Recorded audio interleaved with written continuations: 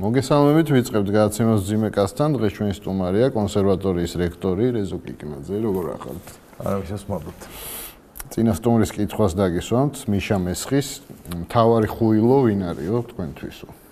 ვისაც დაარქვეს პირველად ვიზიც გავიგონე, მაინც დღეს მეჩვენება რომ ეგ არის. ხო, მეც მთხოვა რომ უპასუხებო და გავადავებ მაგ პასუხს. ეთანხმებით თუ არა მოსაზრებას, რომ ქართველები ვართ გამორჩეულად მუსიკალური ხალხი? ნაწილობრივ ეთანხმები, იმიტომ რომ რა არის ამის მიზეზი, ანუ საიდან მოდის ეს? არა, ეს არის ცოტა ხალხში ბევრი მუსიკალობის ფაქტი, თავისთავად ამაზე მეტყველებს, თუმცა მუსიკალური ერები შეიძლება ითქვას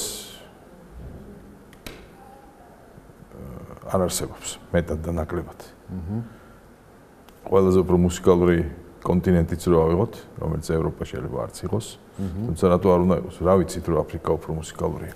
უბრალოდ იქაური ინტენსივობა მუსიკის შეიძლება ჩვენს რომელიმე ევროპის რომელიმე კუნძულში დაფარულ წარმოუდგენელი კომპლექსურობის პოლიფონიას შეიძლება რაღაცნაირად უფრო გადაფაროს კიდევაც.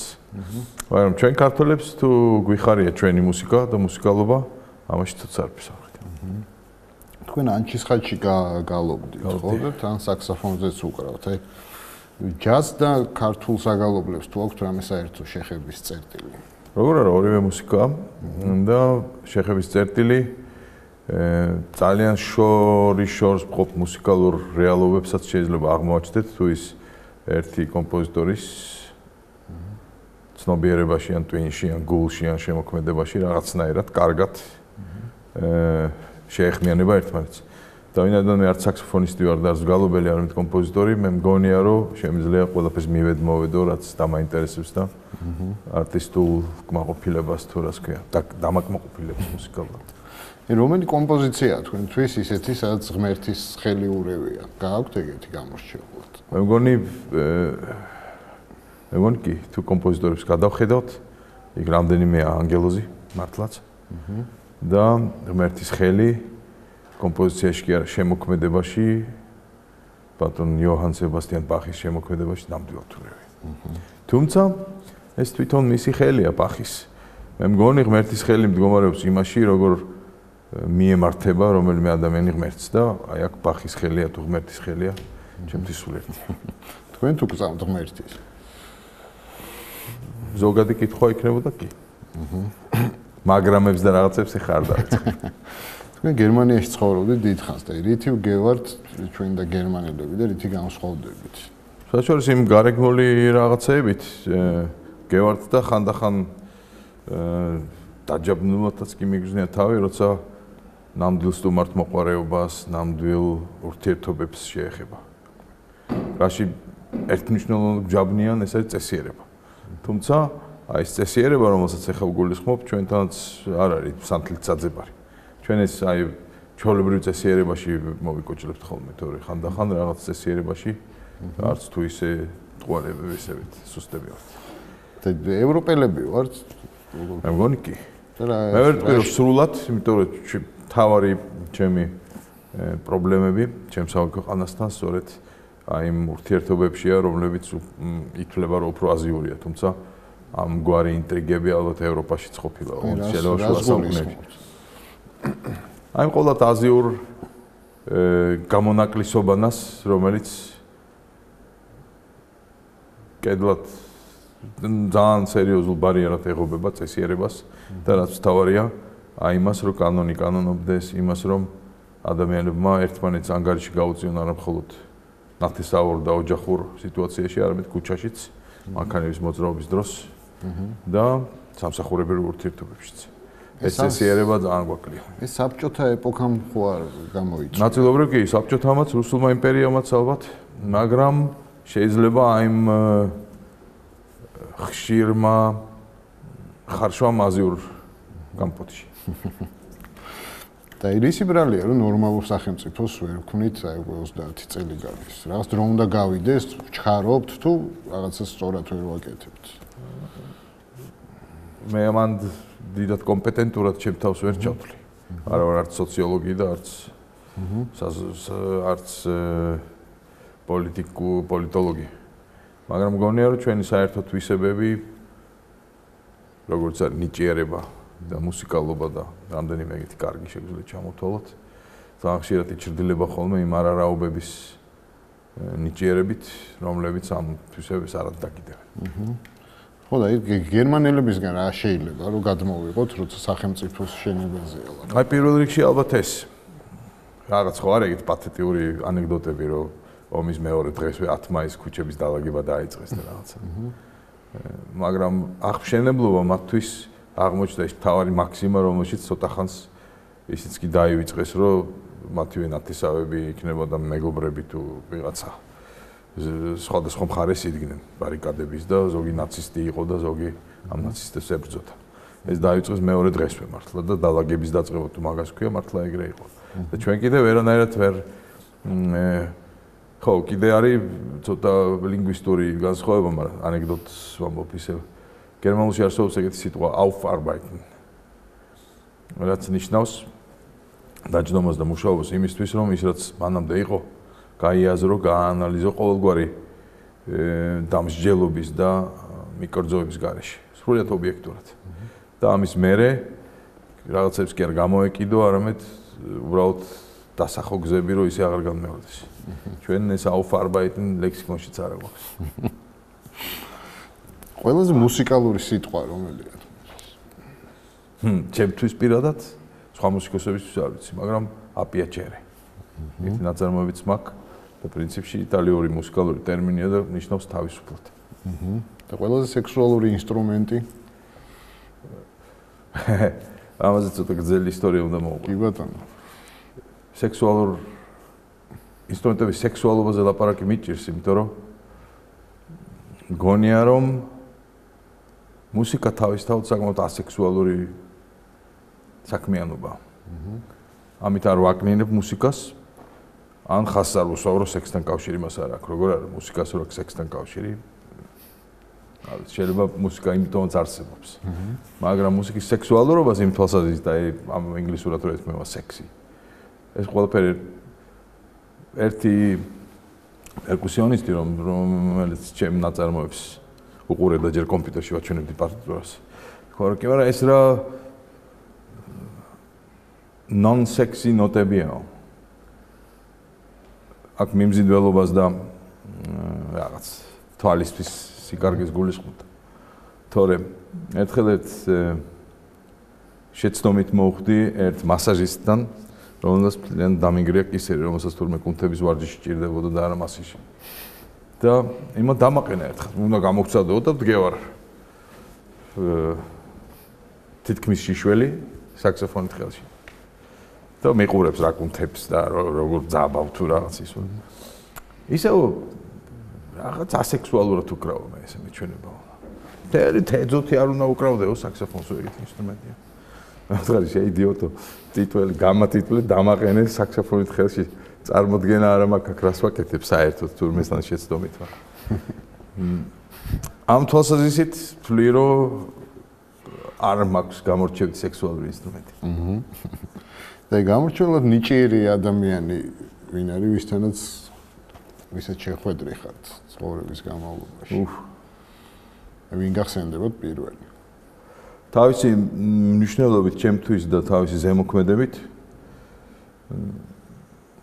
აი რომ დავივიწყო ვის ხელშიც გავიზარდე ჩემ მშობლებს გულისხმობ მათი გავლენა ჩემზე ეგეთი ქონდა ერთ ადამიანს რომელსაც ქვია მიხო შუღლიაშვილი გარდაიცვალა 1996 წელს ქართველი კომპოზიტორი რომლის შემოქმედება ახლა ნელ-ნელა ისევ ნელ-ნელა ამოდის ზემოთ და რომელმაც გადამწყვეტი როლი ითამაშა ჩემს მუსიკოსობაში საერთოდ მუსიკოსი რო ვარ იმაში და მგონია რომ მისი რამდენიმე იმპულსი მაშინ მოცემული დღესაც იმ იმპულსზე ვზივარ და ესე მივდივარ.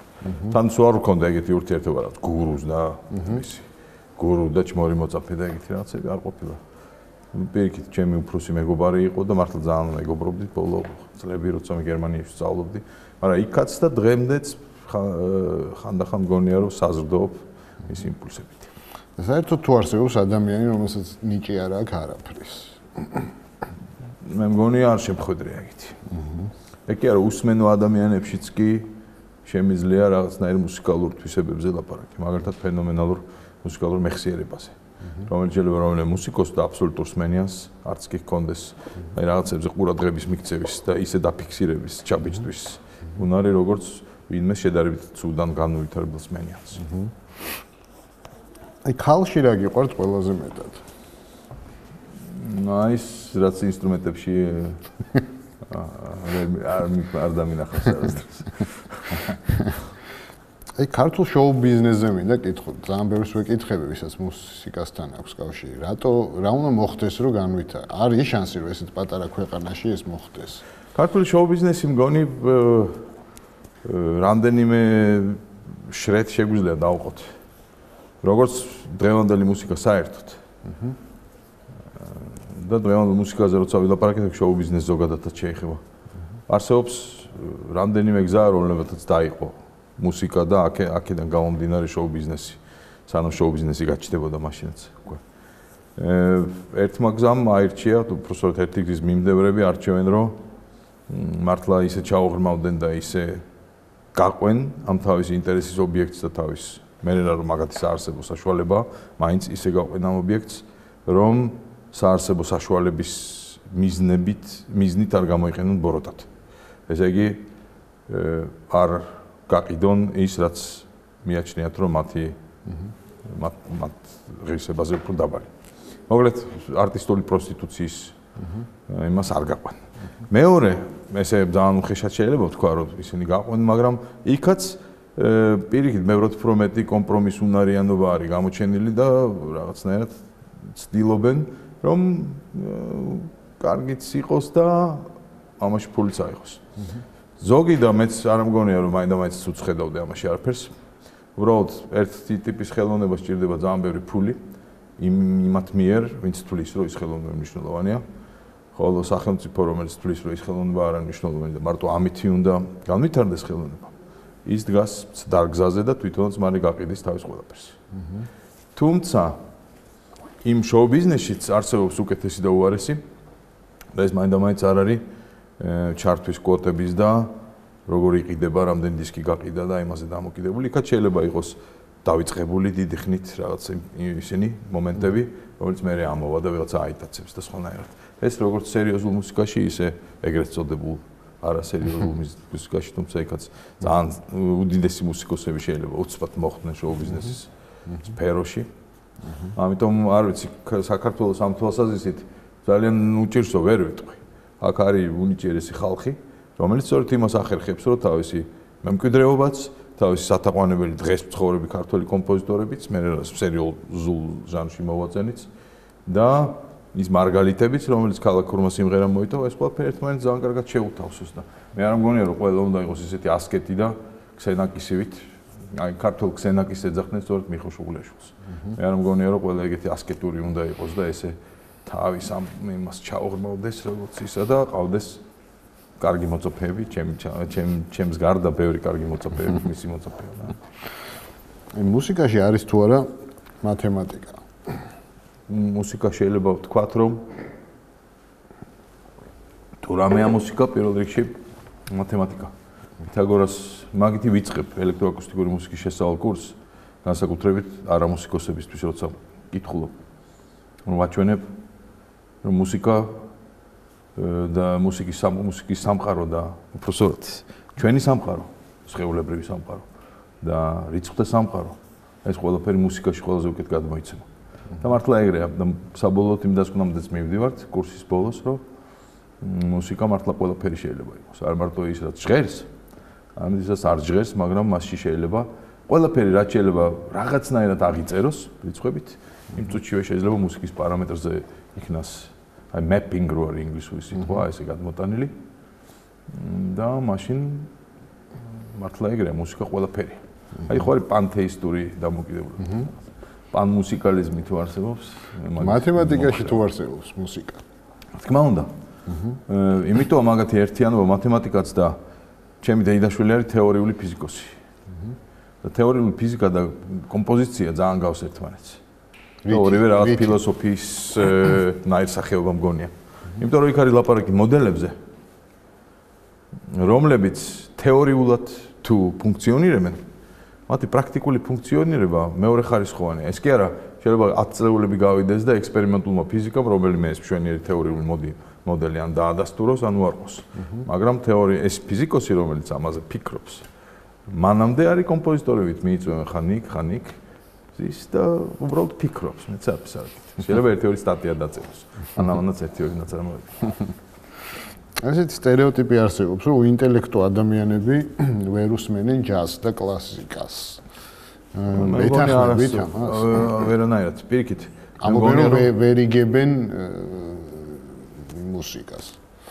გამიჭირდება მაგის მოპირიქით, ძალიან მუსიკალური ხალხია, რომელსაც აი ის, რასაც ჩვენ ინტელექტი დავარქვით, შეიძლება სწორედ ნაკლებად კონდეს.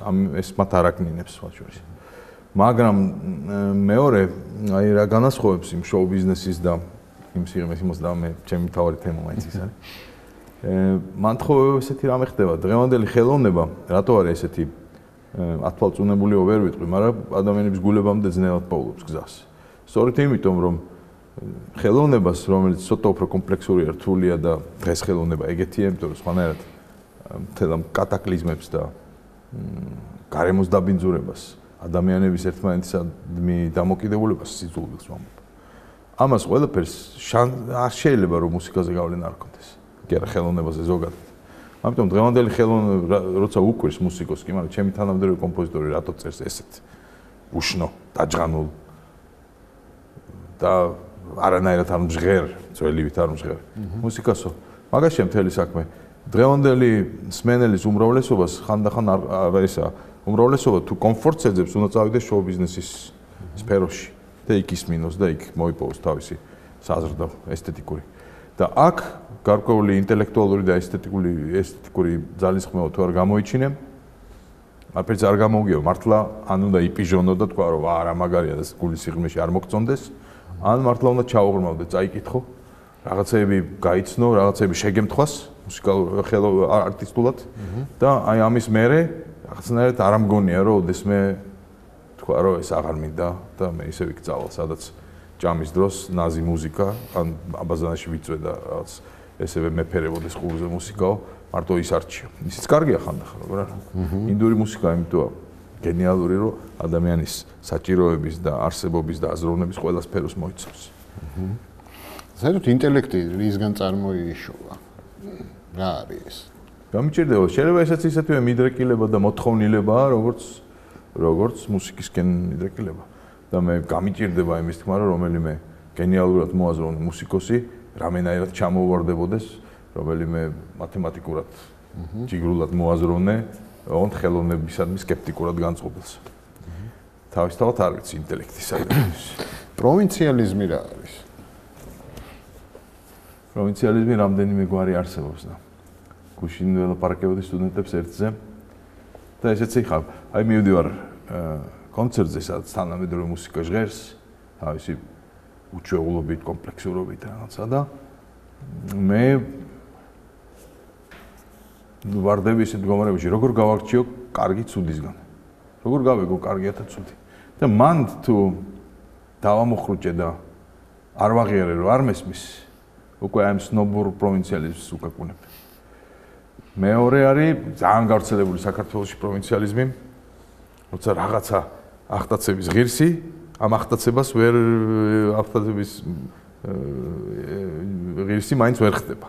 ზოგადად ახტაცების ღირსია და ჩვენ გავავლით, ჩავავლით, არ გაგვიკვირდება. რომ არ გავგოიმდეთ. აი ერთი მოთხრობა არის ილიასის სარჩობელაზეთ. და იქ არის ერთი სცენა, რომელიც ისე დამძდევს, აი ბოლო დროა, რომ მართლა რაღაცას გავაკეთებ მის სცენისგან. კახელი ჩამოსული ქალაქში დგას მოედანზე და მის თვალწინ ხდება სიკვდილით დასჯა. და ამას გონია, რომ ყველა აშაყირებს და ეს მართლა კი არ ხდება. არამედ უნდათ რომ დასცინონ და გააგონი. ამაში ხედავ უდიდეს ტრაგიზმს პროვინციალიზმისას. რელიგია რა თქვენთვის პირადად რა არის? ჩემთვის მაინც ის არის ერთობლიობა სხვადასხვა დონის, სხვადასხვა იმისი, მიამიტობის, სხვადასხვა სიღრმეების, მაგრამ ყველა რაღაცნაირი წმენებისა. ზოგი მიამიტია, ზოგი პირიქით ღრმა, ზოგი განცდილი, ზოგი ინტელექტუალურად მიღწეული, სადამდეც იგი წდება გონება, მაგრამ მაინც ეს არის წმენები და ამისოთ ერთ ერთი ლოგიკური ჯაჭვი ამ მიამიტი და გინ ღრმა და დასაბუთებული მემისა ვერ იქნებოდა. პატარაობიდან მქონდა აკვიატებული რწმენები, რომელიც დღეს შეიძლება გავიღიმოთ, მაგრამ ესეთი აკვიატებული შეიძლება იყოს რამდენიმე დღევანდელი რწმენა. იგივე ნივთების განლაგებაზე ან მიმდევრობაზე რაღაცეების. თუმცა ეს ლოგიკურად ადვილი დასაჯაბნია, მაგრამ რატომღაც არ ვიცილებ ამას და არ ვეშვებ. დღეს არის ძალიან ისეთი სერიოზული ბუმი ელექტრონული მუსიკის თბილისში. თქვენ თუ უსმენთ? ელექტრონულ მუსიკას ვუსმენ, სხვათა შორის ის, რასაც ელექტრონიში მუსიკა თავის დროზე ერქვა გერმანიაში, ის ახლოსაც არ არის დღევანდელი. დღევანდელ ელექტრონულ მუსიკას ეძახიან აი ელექტრონიკას, იმ პოპულარულ და მასობრივ ელექტრონულ მუსიკას, მაგრამ რომელშიც კლასიკურმა ელექტრონულმა მუსიკამ ნელ შემოაღწია და მე მგონი კლასიკური ელექტრონული მუსიკა რომ ამდიდრებს ამ ელექტრონიკას ახლა და მგონია რომ ამან კიდე მეორე ის გააჩინა სრულიად უბექგრაუნდო და უტრადიციო მუსიკოსები რომელმაც კომპიუტერთან ისწავლეს მუსიკის კეთება. ან ძალიან საინტერესო რაღაცები შეიძლება წარმოიშვას ისეთი, რომელიც მუსიკის ისტორიას თავისი დინარების მანძილზე არ მიუღია საყურებლად. საერთოდ რა ელოდება იმ მუსიკას? შეიძლება რომ ერთ დღესაც მუსიკა დამთავრდეს. თუ ჩავთვლით რომ მუსიკა ისევე არსებობს ობიექტურად როგორც ჩვენი აზროვნების გარეშე სამყარო, მაშინ არა. და თუ ვიფიქრებთ რომ ეს მარტო ჩვენს ინტერპრეტაციაშია, მაშინ არაერთხელ დამთავრებულა უკვე მუსიკა და დაწყებულა სხვა. ისე რომ უიმედოთ ამ თვალსაზრისითაც არის. ნარკოტიკებთან თქონიათ შეხება? ნარკოტიკებთან მქონია მსუბუქი შეხება. მაშინვე ჩემთვის უვარგისად უსარგებლოდ მიმიჩნევია გულისხმობ მარიხუანას. მუსიკოსებს რატო? ძიმე ნარკოტიკებთან შეხება არ მქონია, იმიტომ რომ მაინც რაღაცნაირი შიში მახლდა ყოველთვის თან, თორე იმ საზოგადოებისგან შორს არ ყოფილვარ, სადაც ეს ვიღაცებს მქონიათ. და რატო უყვართ მუსიკოსებს ნარკოტიკები? მე მგონი ეს სოციალური ფაქტორია და ამერიკაში დაწყებული, თუმცა ხელოვანთ გერმანიაშიც არ ვთქო თუ არის ხოლმე. ახლა გეორგ ტრაკლი და ვიღაცები რო ავიღოთ, ჩვენივრად. მშვენივრად მე მგონი ჯაზის სამყაროში და მე როკმა ეს უბრალოდ გადაიბარა სხვა რაღაცებთან ერთად. მგონია რომ მაინც სეგრეგაციას გარკვეული ემოციური როლი ამაში ნათავაშივი აქვს. იმიტომ რომ როცა ყველასგან თაყვანცემული შავი, შემთხვევით შავი მუსიკოსი ხარ და რაღაცა დაგზდებს ჰიპსტერების თელი ჯგრო და ღმერთი ხარ და რაღაცა და უცბად რომ ისინი წავლენ ერთ ტუალეტში და შენ მეორეში უნდა შეხვიდე ან შესასვლელი სასტუმროში სხვადასხვა უნდა გამოიყენოს და ეს ფსიქიკაზე იმდანაც მოქმედებს რომ ალბათ აი ეგეთი სიტუაციების ნაკრები მე შენში ამ მოთხოვნილებას გააჩენს. მithometes ახლა 50-იან წლებში და 50-იან წლებში სწორედ როცა ბუმი იყო ჰეროინის, ახლა უმაგისობა როგორ შეიძლებოდა ჯაზის მუსიკოსის. ძალიან ცოტა იყო, ვინც არ გაეკარებდა რაღაც. ვინც გამოძრა, ასევე ბევრი იყო. კი. მაგრამ ბევრი ვერ გამოძრა. პირველი ვინ გახსენდებათ სიტყვაზე ღალატი? რა ვიცი, უფრო ლიტერატურული სიტუაციები. თან არა, სხვა შორის არა ლიტერატურული მეჩვენება. რა ვიცი, ალბათ უფრო ისტორიული. ესეთი რაღაც ინტენსიური დამოკიდებული ამ სიტყვასთან არ მაქვს. დიდად ისა ტრაუმირებული ღალატისგან ასე არა. სიყვარული ტვინზე გადის თუ გულზე? მე მგონი ტვინი და გული ის ორგანოა ერთი, რომელიც ხო ამბობენ რომ იფიქრე გულით და როგორ არის? ხო იფიქრე გულით და იგრძენი ტვინით. ყველაზე ლამაზი რა გინახავთ ცხოვრებაში?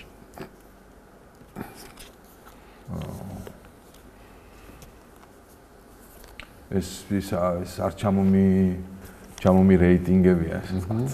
მაგრამ ლამაზი რამეები ბევრია. ეხლა იმდენია რომ ეხლა ვერც კი ვიხსენ. დღეს ვინ არის თქვენთვის ყველაზე გამორჩეულად საინტერესო ქართველი? გამორჩეულად საინტერესო ქართველი?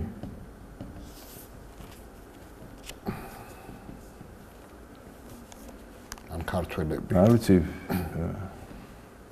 თავისი საზოგადოებრივი მოღვაწეობით ვერ დავიწყებდი, მაგრამ სტუდენტებში ვხედავ ერთ-ერთ გამორჩეულ ნაპერწკალს, რომლებიც მე მგონი აი ისინი იქნებიან, ვის ჩვენ ცხოვრებას შეცვლის და მე რეიტყვიან, რომ აი ამ თაობამ შეცვალა ეს ცხოვრება. გააქვთ იმედი, რომ ეგ თაობა შეცვლის? როგორ არა? მე მგონი ჩვენი იმედის ესე ქონდა წინა თაობას. ჩვენ თუ ვერ შევცვალეთ, ამიტომ იმედი კი არ უნდა გაგვიცრუდეს პირიქით. მთელი იმედი იქით უნდა წავიღოთ. ადამიანი რას ვერ გაიგებს ვერას დროს? მართლა აი ნამდვილ სიმართლეს ალბათ ვერ გაიგებს. იმითი ანალიტიკურად ყოველ შემთხვევაში მგონი. თუმცა რაღაცნაირი აზროვნებით შეიძლება მივიდეს იმ რაღაც წერტილამდე, როცა რაღაცებს დაიჯერებს და არც პირიქით დისკომფორტი არ ექნება კი არა, შვებით ამოისუნთქებს, რომ ახ კიდე კარგი ანალიტიკურად აღარ ვეჩალიჩები და გავიგევა. მე ხო გიპასუხე რას ვერ გაიგებს კი არა, რას გაიგებს. უბრალოდ რა მინდა რომ გაიგოს ადამიანი. აი მათგან ვინ რომელი მუსიკოსია? ვინ რომელი მუსიკოსია?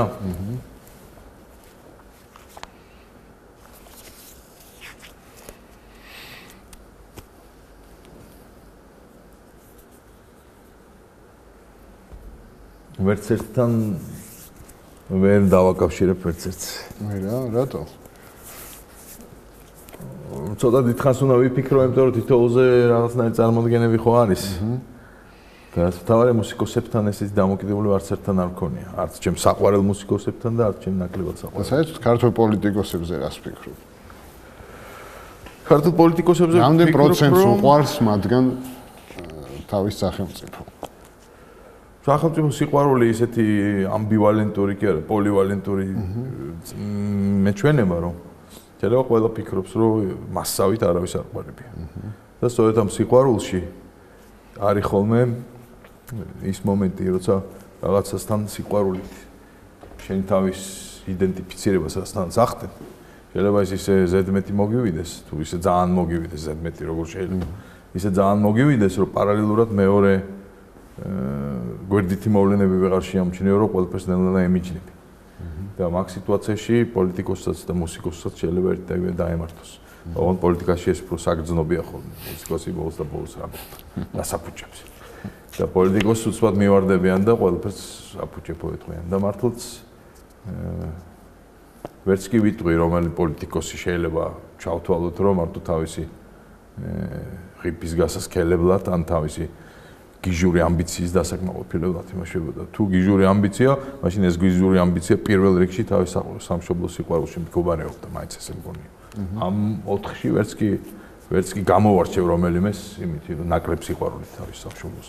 უბრალოდ ერთი თუ უფრო ზომიერად ცდილობს რაღაცას, მეორე უფრო ჩქარა, მესამე უფრო ისე, მეოთხე უფრო რაღაცნაირად.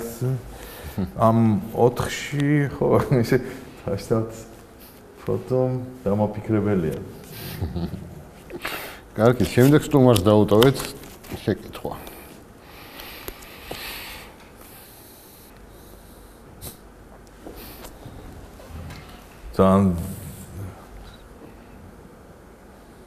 ძალიან დიდი დრო არა მაქვს ხო სამფიქრო. პრობლემა მაქვს. იმიტომ რომ დასატოვებელ კითხვად ვერ მოფიქრე ერთ ერთი კითხვად, თორე გამარჯობა როგორ ახარს, როგორ არ მეთქვი. აი, მაგას ვკითხავ თუ როგორ არის. მაგრამ მაშინ წაგართი პირველი კითხვა. არა, უშავს. დიდი მადლობა, რომ მოხვედით, წარმატებებს გისურვებთ. მეც მადლობა.